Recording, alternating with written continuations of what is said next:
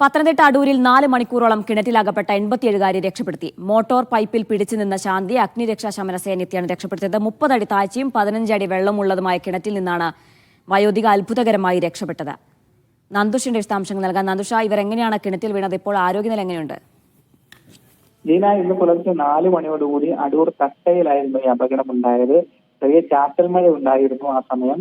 ഈ 87കാരിയായ ശാന്ത വെള്ളം എടുക്കാനായി കിണറിന്റെ പരിസരത്തേക്ക് പോകുന്നതും അവിടെ ഉണ്ടായിരുന്ന പായൽ തെന്നി കിണറ്റിനുള്ളിലേക്ക് വീഴുകയുമായിരുന്നു. എന്നാൽ കിണറ്റിനുള്ളിൽ മോട്ടോർ ഘടിപ്പിച്ചിരുന്ന പൈപ്പിൽ ഇവർക്ക് പിടുത്തം കിട്ടുകയും ഇവർ ഏതാണ്ട് മണിക്കൂറുകളോളം ആ പൈപ്പിൽ പിടിച്ചു കിടന്ന് നിലവിളിക്കുകയും ചെയ്തു. തുടർന്ന് മകനാണ് അമ്മ കിണറ്റിലകപ്പെട്ട വിവരം ഫയർഫോഴ്സിനെ അറിയിക്കുന്നത്.